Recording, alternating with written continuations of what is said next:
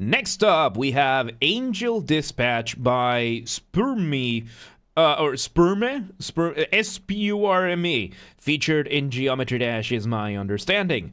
Once again, everybody, this is a Basterd's LFA, a Layman-Friendly analysis. I'm a professionally trained musician and composer, and my objective here is to explain things in a way so that you don't have to be one to understand what is happening here musically. So if you like the sound of that, make sure you're following the channel, subscribe to the channel, whatever term you want to use, like the video, share the video, leave a comment, turn on notifications, become a member. Once again, everybody, members get early access to the content, and artists, I want to collaborate with everybody and anyone. If you want any of my musical skills, whether it is, guitar, Mongolian throat singing, the good old kind of thing, I have a whole spiel for this at the end of the video, so stick around for that. Disclaimers showing on your screen right now, so go ahead and pause the video if you want to read them in full. Otherwise, let's go ahead and start this. Angel Dispatch, let's go. Foreverly, welcome today, how you doing?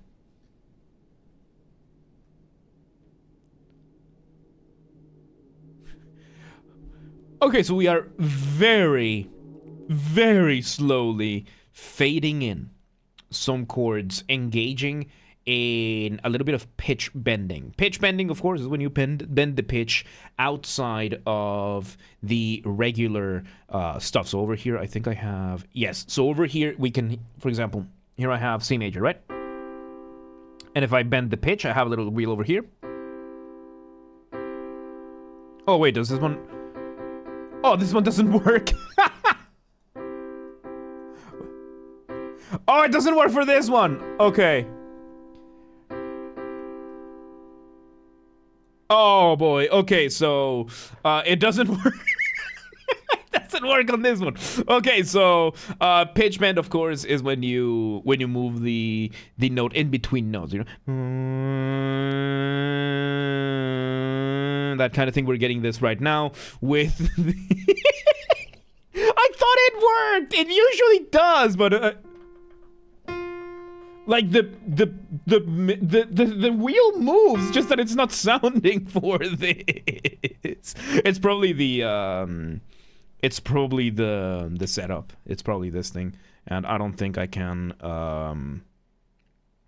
Yeah, I don't think I have the necessary tool or know-how on how to change this one. So there. So we're bringing in some chords that are being pitched. I mean, it makes sense that a piano wouldn't have pitch bend because pianos in general don't have pitch bend unless you detune them. So, yeah. Let's see where it goes. Gives it a very retro vibe because this is kind of the sound that you would get in like PlayStation when you would boot it up.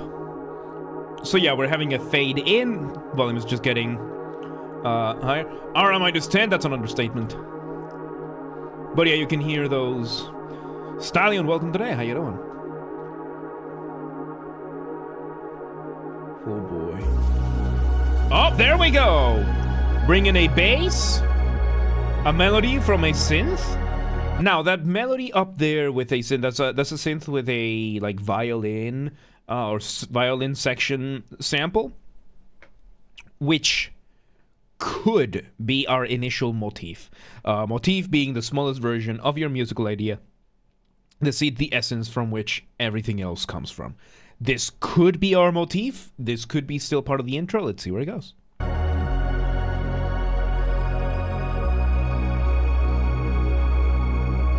Very lovely. We're having that melody, the bass doing the thing.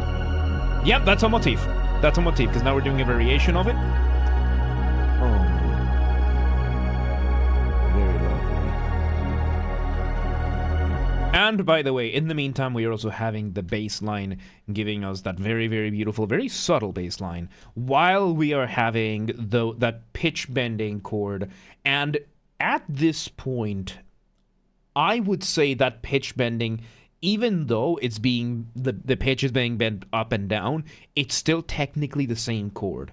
So that would make it either a pedal or a drone. I'm gonna say it's a drone.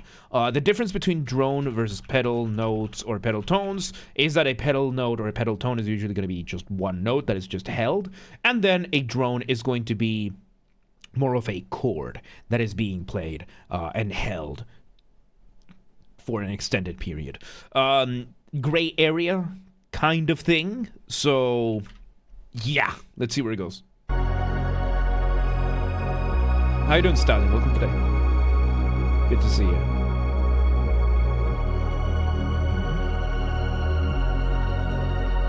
So yeah, we're just developing that melody up.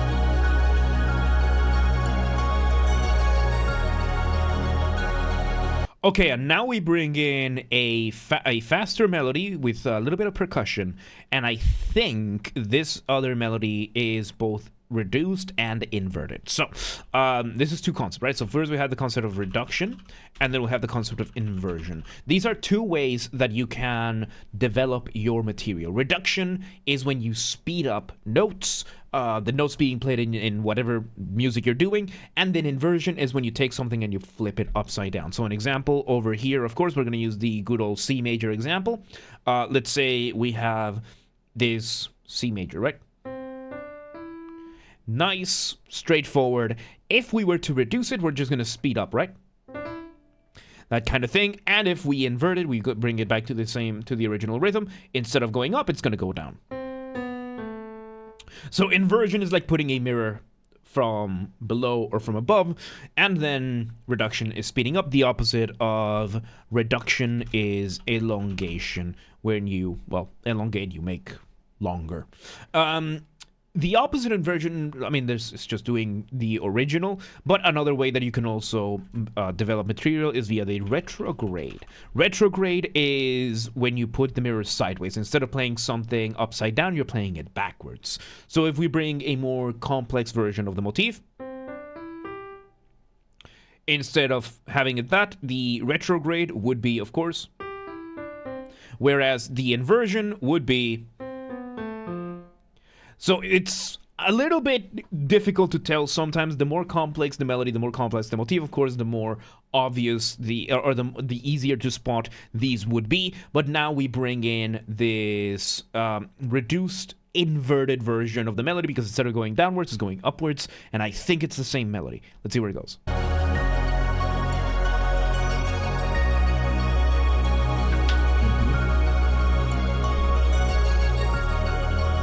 And we're having another synth giving us a little bit of extra.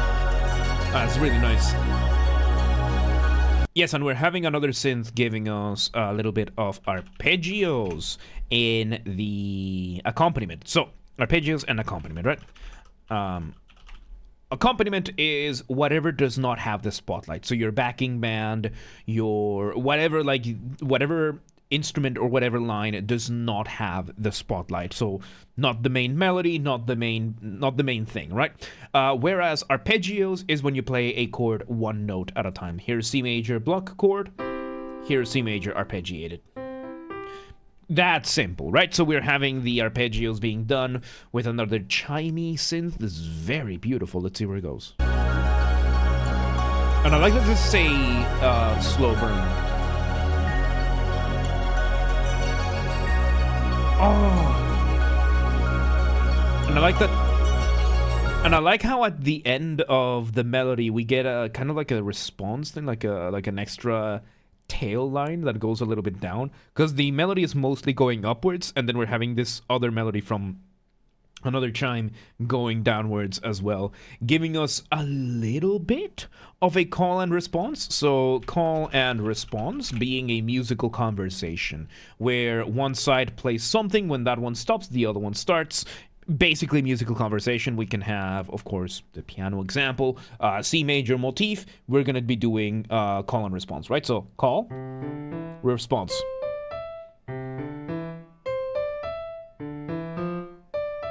And by the way, the one I just did is called canonic imitation. That's the type of call and response I just did.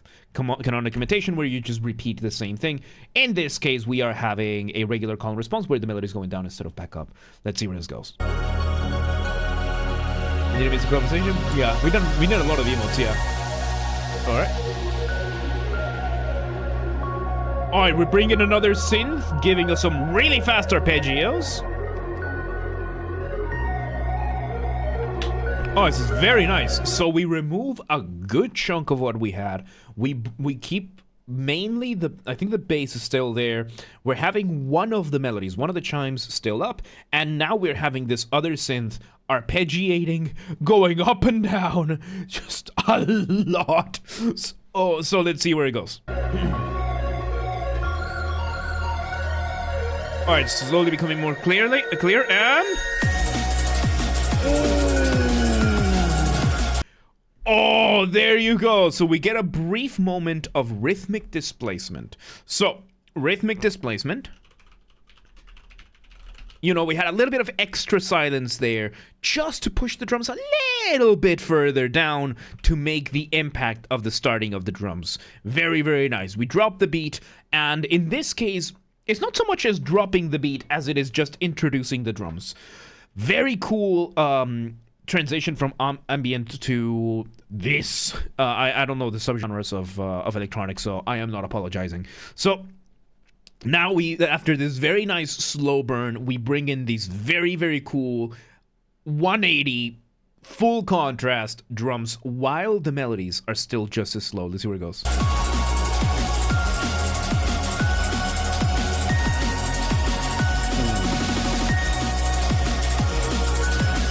So we bring back most of the elements we have back here, and now we are engaging in a flying melody. So flying melody, of course, being a colloquial term that I use. Colloquial, by that I mean there's no official academic definition for this, or at least I'm choosing not to use it for the sake of simplicity. And a flying melody, as you can hear over here, we have a very nice, busy drum kit, or busy drums doing their thing. We have a very cool bass line. We have the chords doing their thing, and then higher up above, we're having a melody slower, simpler than everything else, just soaring, flying above the landscape that has been created. Robotic, welcome today. How you doing? So we're having this going on, and of course, I have two more examples of flying melodies, because this one's very, very nice, by the way. It's a really, really good example.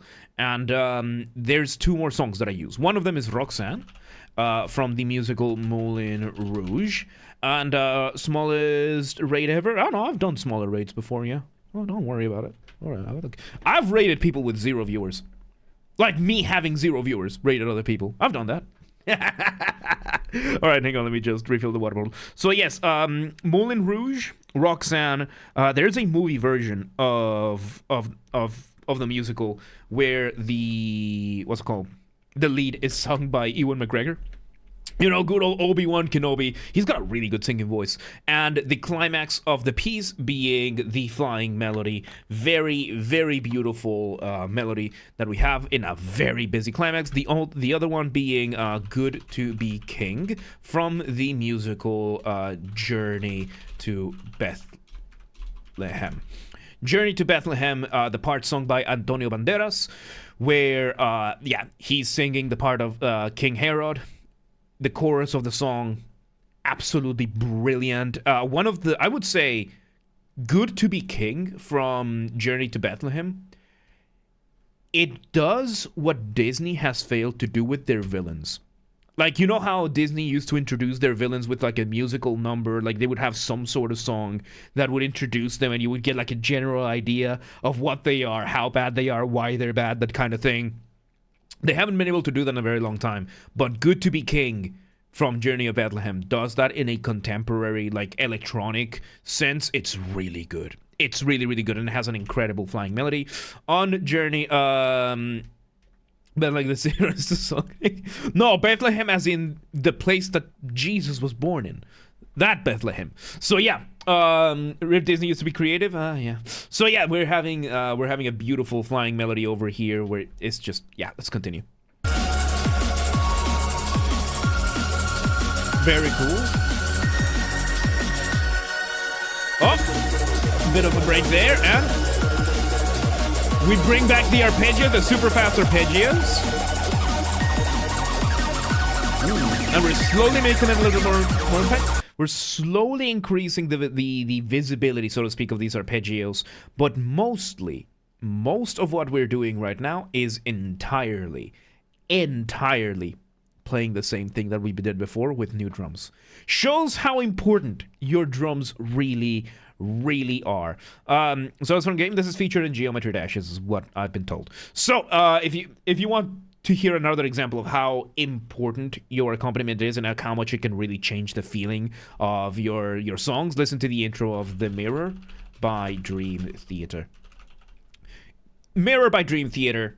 The guitar is doing what is called an ostinato. Ostinato is when you're doing the exact same thing over and over, right? And in the mirror, the guitar for the first minute, full on, John, John, John, John, John, John, John, John, John. Full minute of just that. And in the meantime, the bass, the drums, the synth, they change around the guitar and they give it a completely different feeling. There's parts when it's genuinely difficult to tell that the guitar is still playing the exact same thing. It's insanely good. And right now, to a different extent, we're having that with the introduction of these drums and bringing all these other elements. It's changing the feeling of everything, even though we're basically repeating the same 2.5 minutes with the main variations being in the accompaniment. So let's see where it goes.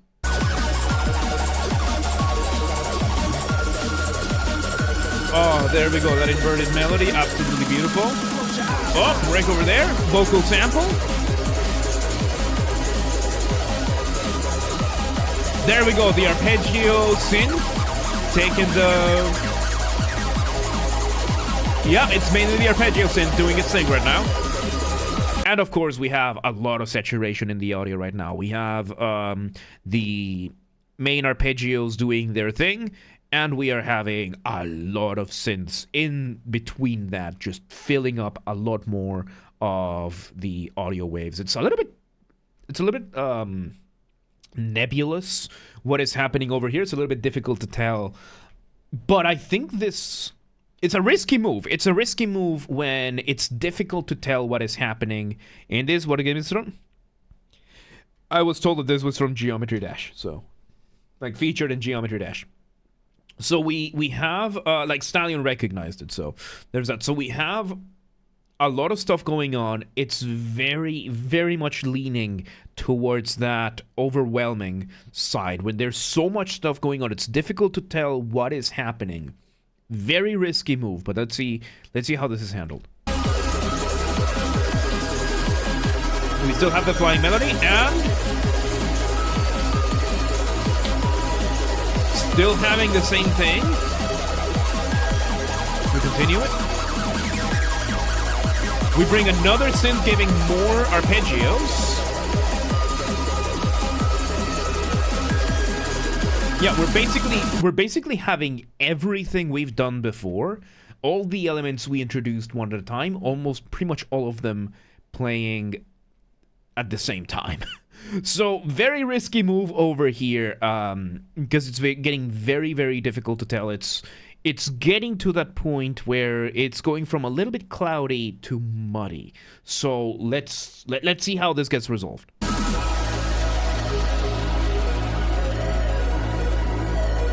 Oh, and there you go. Off the ramp we go. Off the ramp being another colloquial term that I use. Of course, colloquial. There's no official academic definition for this, or I'm choosing not to use it. And off the ramp is a transition. It can be as short as a couple of beats. It can be as long as an entire section. And the point of it is to make your listener feel suspended up in the air at the mercy of inertia, waiting to see where you land. And over here, how do you do that? You remove the drums, maybe the bass as well. Have we done this here? Yes, and now we bring this... Oh boy, let's see where it goes. So we now have the arpeggio. So now this synth is doing... So now we have the background, more ambient synths still doing their thing. Now we have this synth in the foreground doing a mix of arpeggios and runs. So... arpeggios when you play a chord one note at a time, and then runs is just when you play scales really fast. Really, really fast. So, let's see where it goes.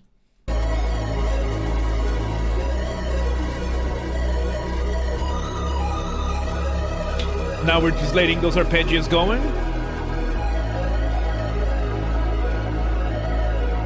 Nice. And we're slowly obfuscating it again, to give space to the other synths back in the ambient music. Oh, this is very nice. We go back to the original motif.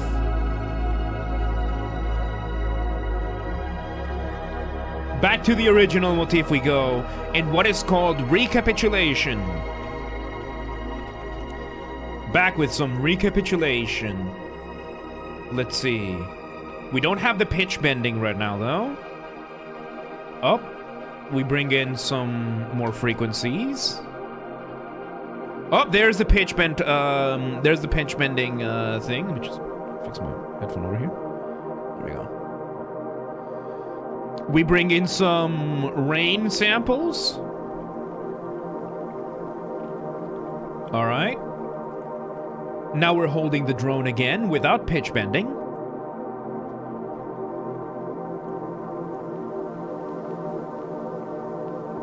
And we're slowly increasing the water sounds. There's like rainforest sounds kind of thing. And we're slowly crossfading.